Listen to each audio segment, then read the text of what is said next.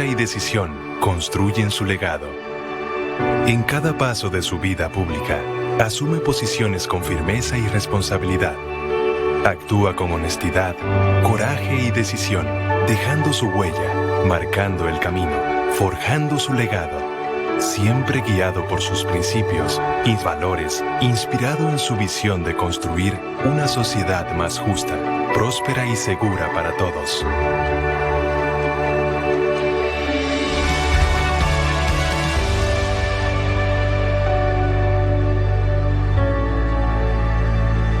Es tiempo de construir un país nuevo. Francisco Domínguez Brito, presidente.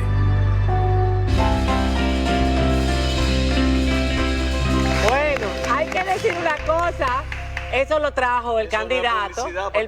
Eso lo trajo el precandidato. No es publicidad, no nos lo están pagando y no lo hicimos nosotros, lo trajo él. A la Junta, ¿oyó la Junta? Y antes de empezar, aquí no... la orquesta no sabe cantar cumpleaños, feliz. ¿Quién cumpleaños? ¿Quién cumpleaños? Aquí hubo alguien que le dicen Laura que cumplió años ayer, 23 años. Francisco. Laura Santos, nuestra productora. Dale 2 segundos de cumpleaños feliz para complacer a Francisco.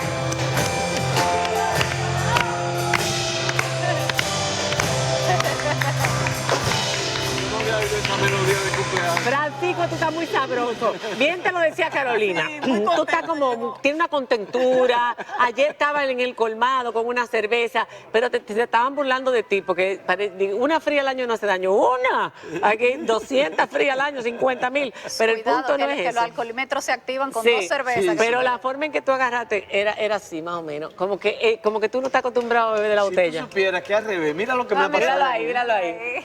Yo no sé por qué, porque así es que se agarra y cómo La botella no se agarra así. Bueno, ahí no se ve bien. Así en Santiago. Bueno, será aquí en la capital que la agarran de otra manera. Bueno, vamos a empezar Pero de lleno. la cerveza no sabe igual en botella o en vaso. En la botella sabe mejor. Sí, estoy de Yo acuerdo. no sé por qué. Vamos a empezar de lleno con las preguntas importantes Sí, pues ya a celebramos Francisco cumpleaños, Domínguez bebimos Brito. cerveza. Sí, si tú distraes mucho y después entonces los políticos hablan y hablan y hablan y nos dejan que uno interrumpa. Déjanos que te interrumpamos y responde lo que te preguntemos. Eso te lo pido de favor. Esos políticos son artistas en eso. Cuando tú viniste, no estaba claro la posición del presidente. Ya sabemos que no va a haber reforma, no va a haber reelección, pero tampoco Para el 2020. Para el 2020, que tenemos que hablar si él está de acuerdo con que se habilite al presidente en una nueva reforma, pero tampoco estaba Gonzalo Castillo como nuevo candidato. En ese entonces no se mencionaba a Gonzalo porque, por supuesto, él era el principal, junto con los otros ministros, promotor de la reforma constitucional para habilitar al presidente. Ahora ha salido Gonzalo Castillo con una fuerza impresionante, con una cantidad de recursos más allá de lo imaginable. De hecho, hace poco tuvo una recolecta multimillonaria y ha dicho que está arriba de todos en las encuestas. ¿Cómo estás tú en las encuestas de los precandidatos? Miren, la de todos. Yo no tengo ninguna duda, no hay tiempo para una modificación en 5 o en 10 días de alguna candidatura, por más recursos que pueda tener. No tengo la menor duda de que en esas encuestas habrá un candidato de unidad dentro de la corriente mayoritaria dentro del partido. Y tampoco tengo dudas de que de manera unificada habrá un proceso interno de primarias abiertas el 6 de octubre y que ganaré esas primarias internas. El rol nuestro ahora es prepararnos para que en mayo ganemos las elecciones. ¿Cómo estás en las encuestas? Perfectamente bien, por encima de ¿Está todos, por encima de Gonzalo Castillo? De todos. O sea, de todos. después de que él se lanzó, se han hecho mediciones. Después que salió, todos estamos midiendo cada semana. Nosotros hemos medido la Estás semana por encima pasada. de Gonzalo Castillo. Y de todos. Es lo que dices. Y de todos los demás. De todos los demás. No hay ningún problema con eso. ¿Se ha dicho y se ha pactado que el que esté por encima de las encuestas Y esperemos que sea es el así. que sea escogido? Sí, que nadie cambie eso. Por encima de Eso Leonel ya se Fernández. habló, Pero que ya eso se cambiaron, acordó. ya cambiaron en la Cámara Sí, el pero acuerdo. que se cambie en la Cámara, pero que no se cambie. Pero a ver. Esto es una palabra entre nosotros, tiene que mantenerse. Creo que ese es el ambiente, me atrevo a asegurar. Y entiendo que no habrá ninguna situación rara sobre el panorama. Pero cuando se hizo ese acuerdo, todavía eran solo los 6 originales, los 6 precandidatos originales. Y luego se han ido agregando otros, no solo Gonzalo. ¿Aplica el mismo acuerdo para todos los otros? Pueden entrar los demás candidatos, ahí hay 2 más que también se postularon, porque en el Comité Central lo que se decidió es que todo el que aspirara y sea propuesto sea presentado. Yo no tengo ningún problema, ningún inconveniente, que todo el que quiera medirse, que se mida. Para cerrar la pregunta, para que ellas entonces hagan las suyas, porque esa pregunta tenía 2 partes. Hablamos de que él echó hacia atrás la reforma, pero se está hablando de una nueva reforma. Aquí ya hemos hecho mesa. Se están utilizando varios pretextos para justificarla, pero sabemos que en el fondo, incluso apoyado por el mismo presidente del PRM, es buscando la habilitación del presidente actual para el año 2024. ¿Tú estarías de acuerdo con que se reformara la Constitución y que se incluyera la habilitación del presidente, o sea, que se quitase su inhabilitación? Mira, fuera del aire, Diana me decía que yo era el único que decía, no habrá propuesta de reforma, no habrá propuesta de reforma. Yo aquí tampoco voy a especular con esto, yo no veo ninguna propuesta en ese sentido, no veo nada concreto, ya se eligieron los bufetes, vamos a esperar si hay algún tipo de propuesta. Yo no la estoy viendo en el panorama, lo que he visto una concentración de todos los actores políticos de cara a las primarias al 6 de octubre. Esa es la realidad. Entonces, entrar en una serie de especulaciones como que... Si ese no es el plan de Danilo Medina y del danilismo, buscar una habilitación, ¿por qué tú crees que ocurrió lo del viernes? Que se desconoció el acuerdo del año 2015 y que en vez de que Demóstenes Martínez fuera votado para ser presidente de la Cámara de Diputados, volvieron a elegir a Radamés Camacho. Hay una razón muy sencilla. Lamentablemente yo a Demóstenes tengo mucho cariño, es alguien de Santiago que aprecio mucho. Sin embargo, hay una situación política. El sector del expresidente Fernández fue y asumió posiciones más que políticas, posiciones de otro tipo. Un poco de acusar de dictadura, epítetos y adjetivos bastante fuertes, hasta tal nivel que llegó a una situación de medio ingobernabilidad, si se quiere, en uno de las cámaras del Congreso. Este es el último año del presidente Medina. No tenía sentido tú exponerte a un año de complicaciones, de adversidades, y simplemente la mayoría se decidió lo que tenía que decidir. Fue una decisión puramente política para garantizar una gobernabilidad mucho más razonable de cara a una serie de proyectos que están en juego. Ahí está la ley de garantías mobiliarias que tiene que ser aprobada, ahí está la ley de reforma a la seguridad social que tiene que ser aprobada, todavía tenemos una serie de legislaciones que no hay manera de que salgan y esperamos que este año puedan salir.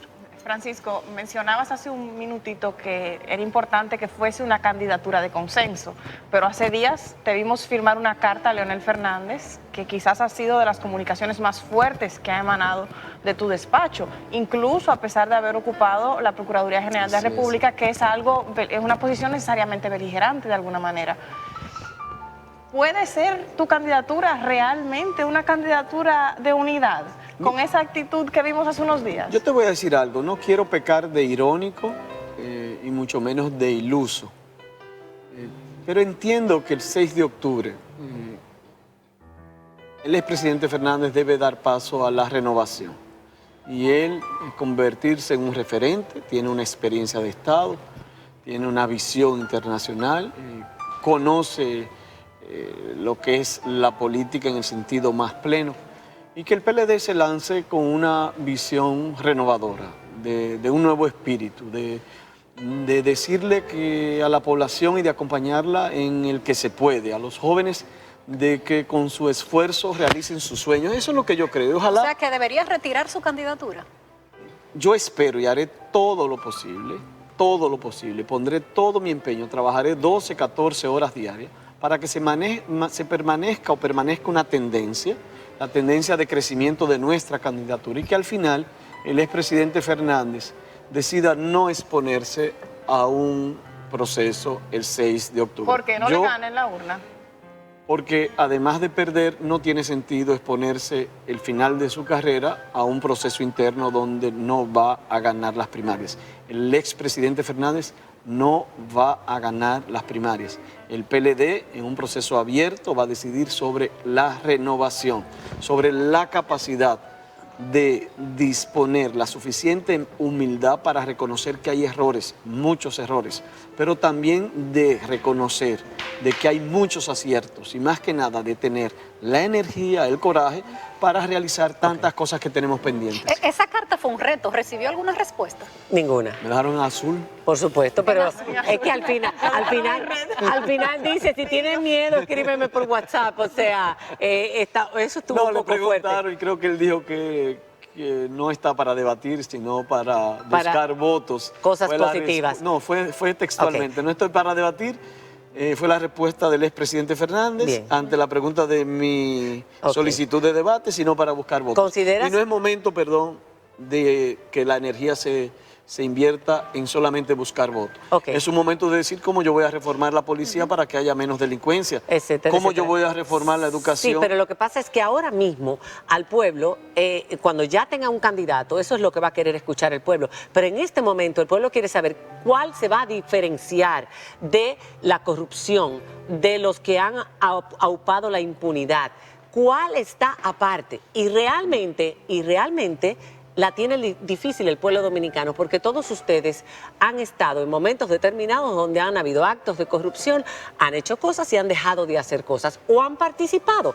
Por ejemplo, en el caso, dices que Leonel Fernández ya es de la vieja guardia y que debería retirarse para que no fuera humillado, porque tú estás muy seguro que le vas a ganar a Leonel en las primarias. Pero Gonzalo Castillo ha entrado con aparentemente el apoyo. Gonzalo es mucho más cercano a Danilo Medina. Y la gente piensa que en las primarias el dinero y lo que le van a meter y el presidente y su influencia a quien él apoye puede ser la carta decisiva de ese precandidato. Dijiste lo de diferenciarse y hablaste de las primarias del 6 de octubre. Yo no tengo nada, absolutamente nada, ni ningún motivo para bajarle la cabeza a nadie en materia de corrupción, de ética administrativa. Lo que tengo es fruto de mi esfuerzo, de mi trabajo. No tengo nada que exhibir ni en Miami, ni en Nueva York, ni yates, ni aviones, ni carros de lujo, ni nada. Ni soy pobre, ni soy rico.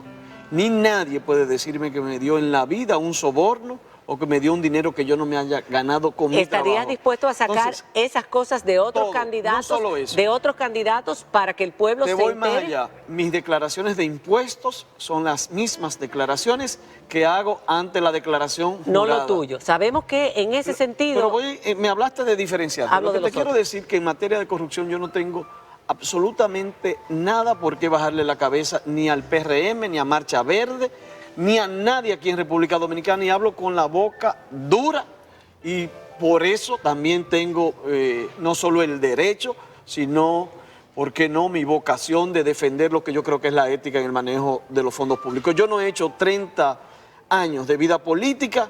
Yo he subido a muchos postes de luz, yo he lavado muchos inodoros en un partido, yo he hecho muchos esfuerzos concentrados, yo he luchado para que el PLD sea gobierno, y no es para que venga cualquier persona, sea fundador o no lo sea, a hacerse millonario. Yo no hago político para eso. Tú dijiste que no ibas a aceptar que ningún político corrupto te apoyara. Tampoco. Y voy a lo segundo. Tú dijiste eso en la entrevista que tuvimos anteriormente.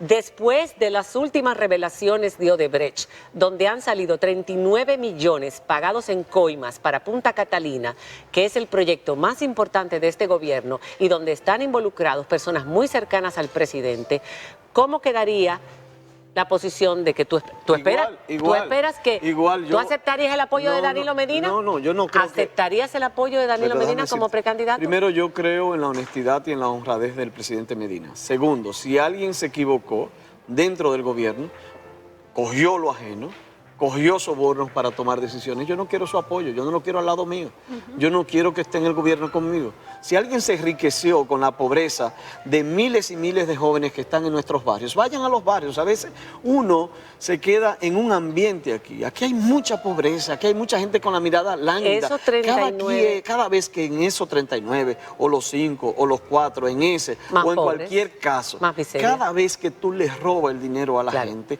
tú lo que estás es profundizando la miseria.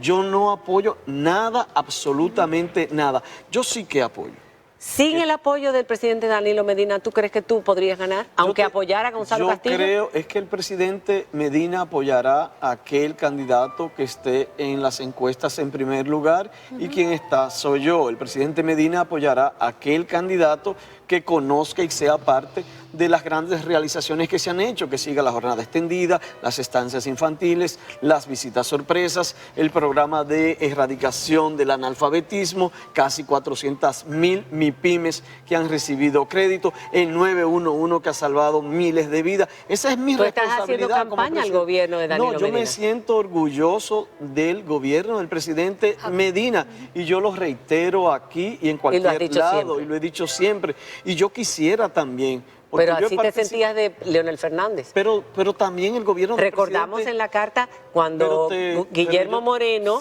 presentó esa querella, recordamos cómo tú agregaste el respeto que tú le tenías al presidente Leonel Fernández. Permitió un crecimiento y has cambiado de opinión. No, permitió un crecimiento económico constante, mantuvo la economía dominicana avanzando, realizó muchas transformaciones en el sistema educativo universitario, llevó a cabo el inicio de la seguridad social en la República Dominicana, jugó su rol histórico. Yo lo que estoy diciendo es que ese ciclo terminó, pero el presidente Fernández fue un buen presidente, jugó su papel y simplemente lo jugó, y eso es lo que te estoy diciendo. Pregunta y nos vamos a pausar, la dejamos en el Francisco, ha habido muchas críticas a la actuación del Ministerio Público en el caso de Brecht, que es una gran mancha de los gobiernos del PLD, el PRD también una parte, pero en la mayor cantidad de años del Partido de la Liberación Dominicana. Tú, con la experiencia que tienes como Ministerio Público, ¿lo habrías instrumentado igual ese caso? Yo no lo vamos a dejar ahí.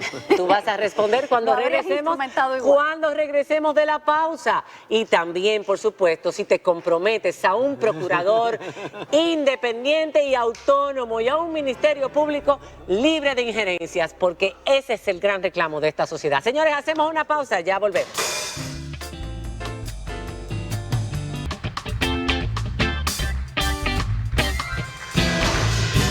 Muchos comentarios en las redes sociales, viendo la entrevista, dice Carlos Antonio Matos, me convenzo de que no hay político serio, no es posible ver lo positivo del gobierno y taparse los ojos ante los desaciertos como los casos sea Punta Catalina, Odebrecht, Oisoe y otros tantos. Es un gran gobierno y no es posible cerrarse los ojos al 911, al 4% de la educación, a los programas de las MIPYMES, si él quiere cerrarlo, bueno. Bueno, pero tampoco podemos cerrarlo ante el caso Odebrecht. Y lo que hemos visto todos los ciudadanos, y quisiéramos conocer tu percepción y tu valoración, es un Ministerio Público que no está interesado en investigar realmente quiénes son todos los involucrados. Aún teniendo el permiso del juez Francisco Ortega, el procurador no fue a entrevistar a los ejecutivos de Odebrecht. ¿Tú habrías instrumentado ese caso de otra manera? ¿Habrías realizado esa investigación de otra manera? Mira, yo te diría, yo no conozco el detalle, yo sí te diría que yo hubiese procurado siempre la verdad y la justicia independientemente de los actores. Yo trabajé el caso de los tucanos y fui tal vez el único senador. No queda uno preso de los tucanos. Y a mí me molestó y dije, me hierve cuando veo ese tipo de decisiones. Fue el ex ministro de Defensa que yo fui a buscar a su casa, preso, en el caso de los tucanos. En ese momento el actual ministro de Defensa, alguien que aprecio, me decía, bueno, pero que hay que cumplir con unos trámites, y le decía, mire, esto no es un juego. Esa persona tiene que estar preso aquí.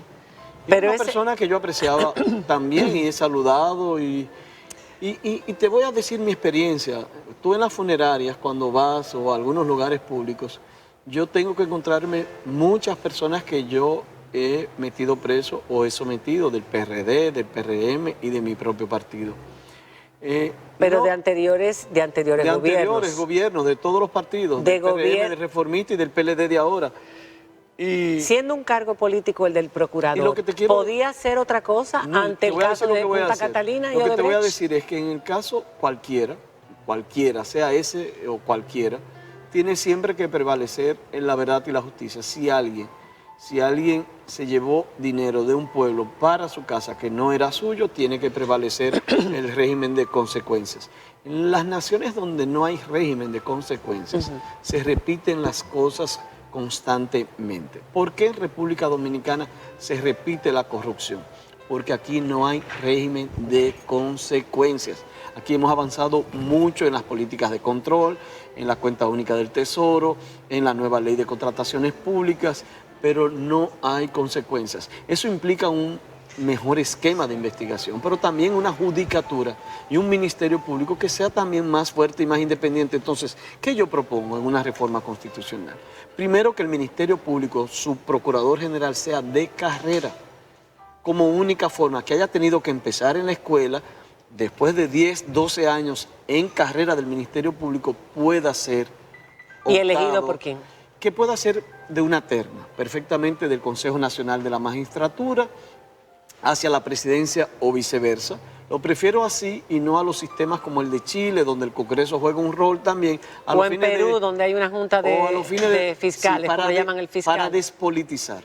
Fíjate que no creo... Pero en Perú es una junta de fiscales, ellos le llaman el fiscal Pero te voy a decir, no creo fiscal. en el Consejo del Poder Judicial como está establecido, ni en el Consejo del Ministerio Público como tal. Pero tú quieres Yo independizarlo del gobierno central, del Poder Ejecutivo. El Poder Ejecutivo, que no sea una persona. Que no lo nombre el presidente. Depende del presidente, pero con un filtro. Depende. Sí, lo que pasa es que los presidentes cambian cada 4 años. porque El yo problema estoy es ese. Pero escúchame, yo estoy planteando una inamovilidad de 4 años, sujeto a un proceso de evaluación de desempeño, que no pueda ser sustituido. ¿Pero en qué forma dependería del presidente? ¿Presupuestaria, administrativa? Presupuestaria, administrativo, pero jamás funcional.